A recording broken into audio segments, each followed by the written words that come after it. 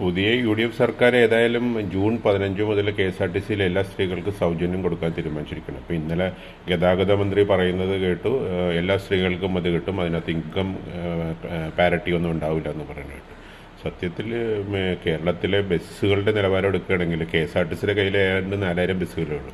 അതിൽ തന്നെ RC cancel ചെയ്യാത്തതും മറ്റുമൊക്കെ കൂടെ 800 ബസ്സുകൾ എപ്പോഴും അവരുടെ കട്ടപ്പുറത്തായിരിക്കും.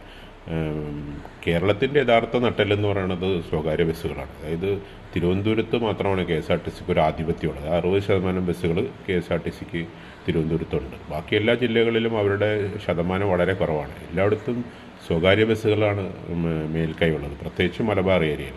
മലപ്പുറത്ത് 10% ബസ്സുകളേ ഉള്ളൂ KSRTCയുടെ കയ്യിൽ.